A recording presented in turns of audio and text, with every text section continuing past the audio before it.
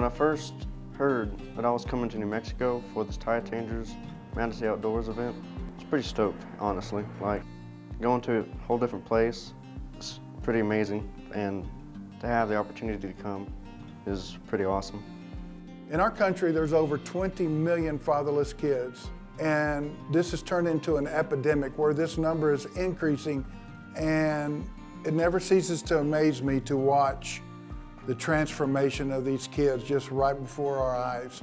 And Logan was no exception. And it's my hope that he takes all this and he meditates on this so that someday he's going to be able to pass what he's learned on this trip onto his sons or onto his daughters. That's your tag. Now, this is going to go on the critter, and you put the date in here and all this. 281. This makes it all legal. 844 6363. What do you think? Let's go do this thing. Let's go do this thing? Hallelujah. Hallelujah. What an entourage. So the NRA Whittington Center is a 33,000 acre facility. It's located here in northeast New Mexico at the foothills of the Sangre de Cristo Mountains. The NRA was looking for a piece of property with a mountain range that ran east and west. And the reason why they wanted this mountain range running east and west is all of our rounds are fired into that mountain range, so the sun's never in your eyes. You're always shooting off to the north. So that's what's unique about this property out here.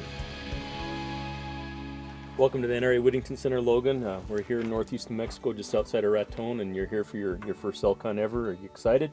Yes, I am. That's great. Very. Well, you've got a great rifle and some great instruction. You got Chris here from Gunwerks, and got their Magnus rifle and 6.5 PRC. So we're going to turn this over to Chris and let him give you some good instruction and get you on target out there. Yes, sir. Let me introduce you to your rifle, brother. Come on, have a seat. All right. This here is the Magnus. So this is what you're going to be shooting here in the next couple days. So a couple things I want to point out about this gun that's going to make this a really enjoyable shooting experience for you. First, I'm going to start with our stock design. You know, the way that we've designed this stock with the high heel, the negative comb, is making for a pleasant shooting experience. It's taking that recoil off of your face. It's putting it kind of back into your body. It gives you a nice, clean, you know, free recoil, if you will, and gets rid of that pop that you normally get from most rifles that you've shot in the past. So once we got to the Whittington Center, we went to the range to go shoot the gun that I had got to use for the elk hunt. And this gun was pretty amazing. It had this really awesome looking camo. It was pretty nice. We had a silencer on it, and the scope, gosh, like you can aim it to about 1,500 yards with that thing.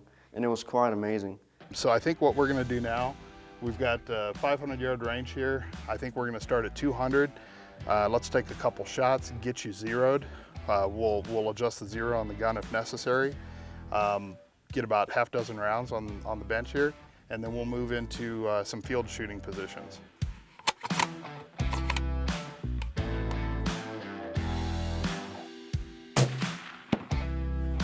Very nice. And the first time I got to shoot it, I was a bit nervous because Chris from Gunwerks, he was teaching me all this stuff, and I was afraid I was gonna, I guess, let him down kind of, because he was showing me the right ways, and I was afraid I was gonna mess up a little bit. And once I got in, I guess the plate really, to swing the bat, it was pretty easy because I got it pretty much nailed down, and hitting the targets were pretty simple. I just had to stay calm, breathe, and just pull the trigger.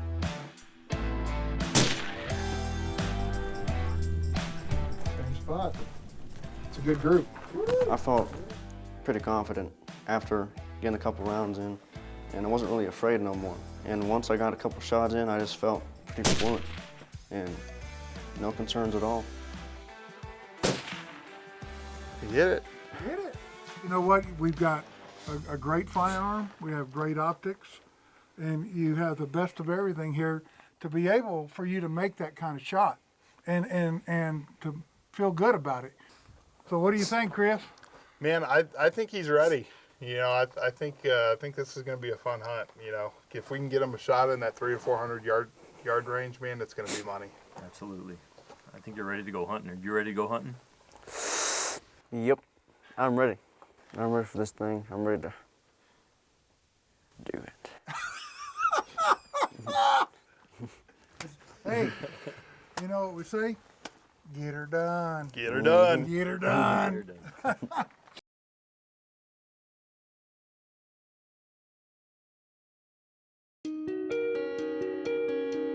First night, We had to wake up around 4:15 in the morning. And that night, it was kind of a little bit hard to sleep actually, because you know, I'm pretty sure everybody, if you're gonna go hunt an elk, you're like, yeah, you know that kind of feeling, and really don't want to go to sleep. And then I didn't really remember. It was about like 20 seconds, and then boop, I woke up again. They're like, get dressed, we gotta go. I'm like, oh gosh, this is happening right now. And so we went and ate breakfast for about a couple minutes or so. Yeah, so we're gonna go on to the other side of the property this morning, just sit there in the dark, see if we see any elk coming out of the river bottoms, and if we do, we'll make a play on them. And if not, we'll start driving around and try to get up on top of the canyon so we can look down into some of our canyon systems back there. You're gonna have some good luck today. Sounds fantastic. I'm ready to get this thing done. And we went out in the mountains and to look for the deer.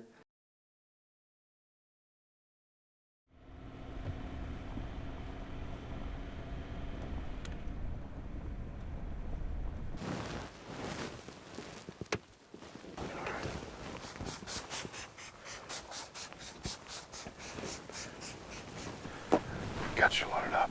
We don't have one in the chamber.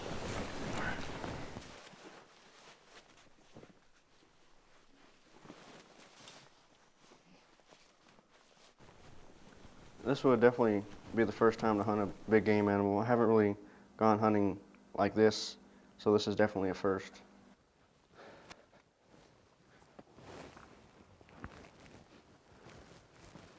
Chris and Josh, they were looking for elk on the left side, and I spotted one right in the middle of the road. I was like, hey, there's one right there. We'll get him on top, be able to glass down to see it as he's moving up. Sound like a plan? Okay. Maybe you should be the guide because you saw him first. Oh, no, I'm good. I'm good.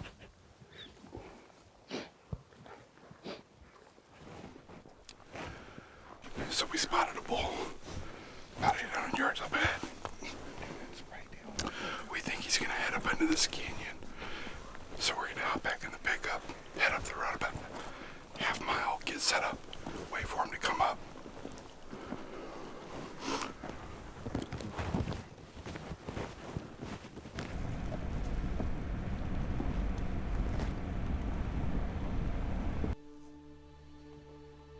And so we got into the middle of the field, and the elk had ran off into the mountains a little bit.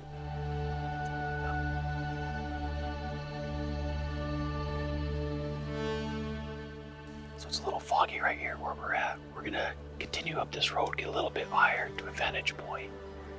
Hopefully some of this sunshine will burn off this fog and we'll get eyes on something, make a plan to get after it.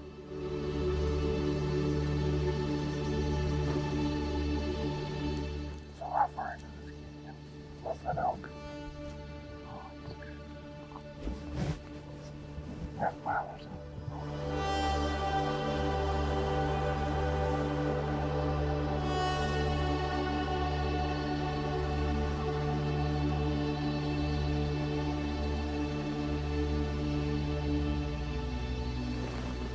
They're absolutely fantastic. We should go over there. Getting in mountains like these, you killed me. We don't have mountains at all.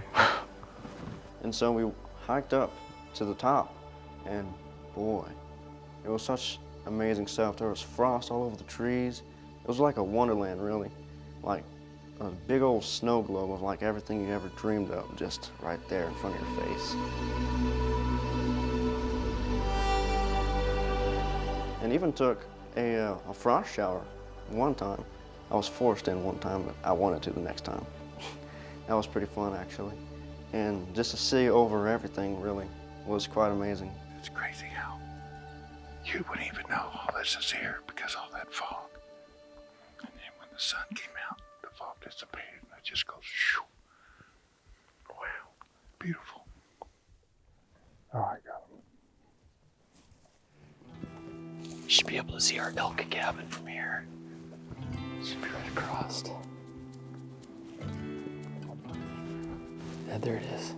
Up that ridge up there on another canyon system. You tell the mule deer to stay over there and the elk to stay over here. Try to. Yeah. They don't always listen.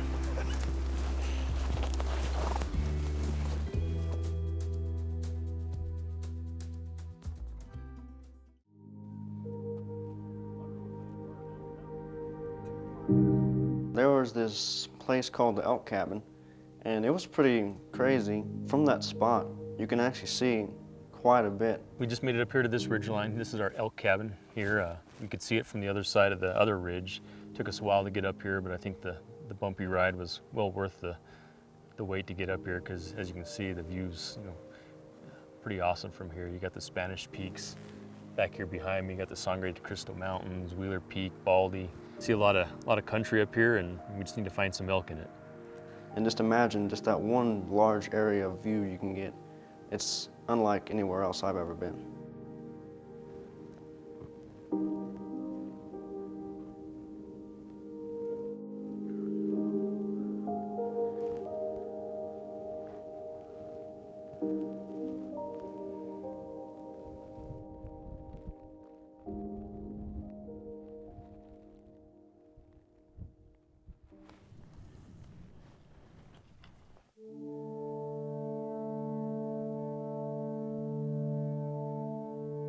So we got back down here to these south flats. We went up there to our shooting classroom up there. We got eyes on some elk.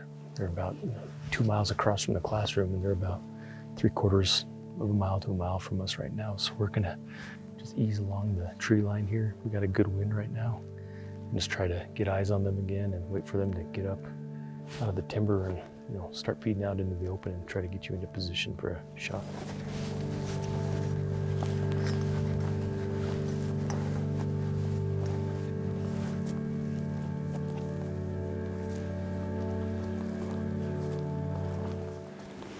Up here, it could be right there, so we'll just kind of stay put right here till we see something move.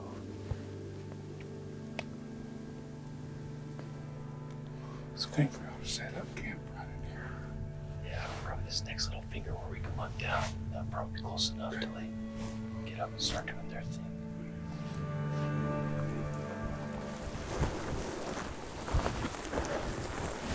We knew that there was bad weather coming pretty soon, and Josh wanted us to go more on the flatland at the bottom, and so we did. And while we were down there, Josh spotted some herd of elk around 2,100 yards away.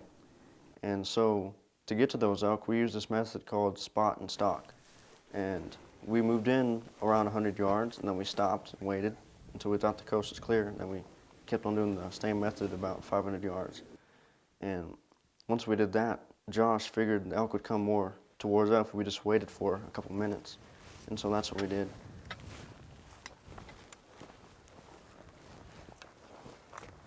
To me, if you get counted on the end of this ditch, if the big ones funnel through here, we got them.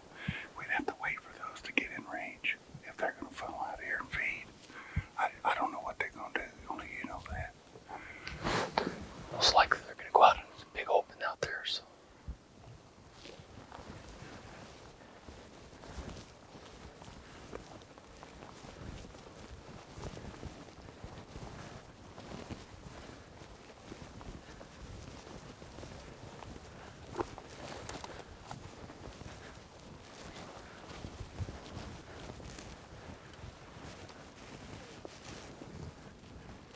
So when we moved inland to where we knew that the elk were going to be, See if you can get into a good position. Probably have to bring it down. Josh and Chris had set me up with the tripod and the sticks, and we had got set up and it was at the right height, and I was ready to get it done. I guess one thing that was really neat was he listened to me. He listened to me. He listened to Chris from Gunwerks. We told him what he needed to do, and he really listened, and he was very conscientious of what he was doing. Out of nowhere, literally, a big old herd of elk just appeared, like really close, about 500 yards away. And I was amazed. I was like, oh my God, they're that close. What do I do? Hold on.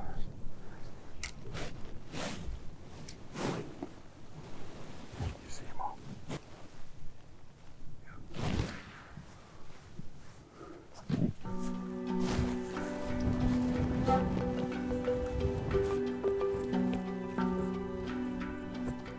Josh was like, we're not in the right position. We need to move back a little bit so we can get a better sight on them. And so from there, we had to duck and we had to stay in the shadows. It was like a sneaky fest kind of. And we had to go in, stop, wait a minute.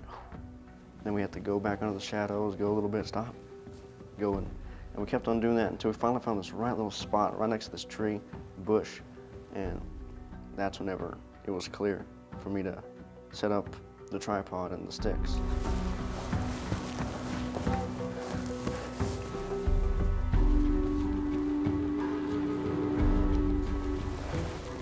And finally, this was the time.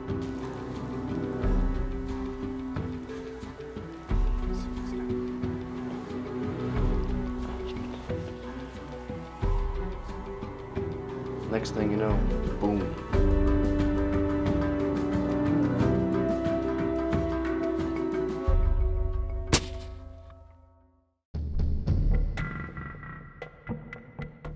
The bull's right over there. He's got his head down, eating grass. Did you see him walking to you?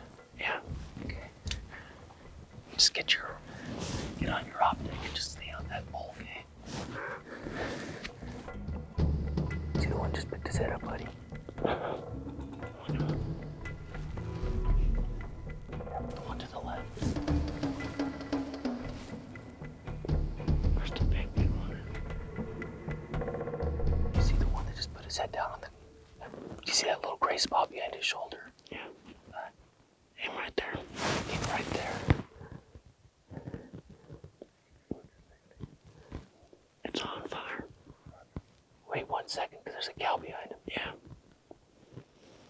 It's a big whopping herd, and there were several big bucks in there. I didn't know which one to choose, but Josh helped me with that, find the one that I wanted. So he helped me get locked in on that one and stay on it. And while I was in there, there's a cow or there's something else behind it. I could shoot it, the bullet goes through. And so I wanted to be patient with that. And patience is really a key when it comes to hunting, especially breathing in, taking it slow. You really don't want to rush anything. Okay, the one that just picked his head up, you see him? Yeah. That's the one you're gonna get. Just wait for the bull to walk out from behind him. While I was in position, my heart was pounding, like it was going like the whole time, and I couldn't stop it. I was like, stop, stop, stop, you know, getting all anxious and everything. My finger was like this, like, I'm like, calm down, you got this. And so I had to take a couple deep breaths because I was getting pretty anxious. And finally, I calmed down a bit. When he turns sideways, are you on him? Yes, I am. Okay. All right. Can you see it? The dark spot? Yeah. If you got the shot, take it, all right, Logan? All right. When you're comfortable. And I took my breath, just deep, stay calm.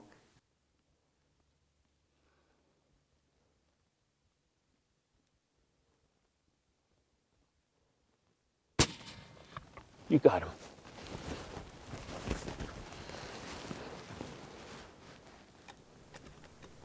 He's gonna drop.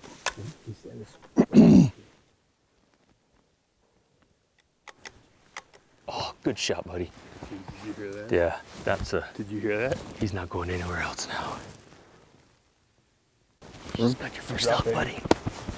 You dropped, baby. We're just gonna give him some time, all right, before we go up there. But you got him. You hit him good. I saw right where you hit. Congrats, brother. Good job, Logan.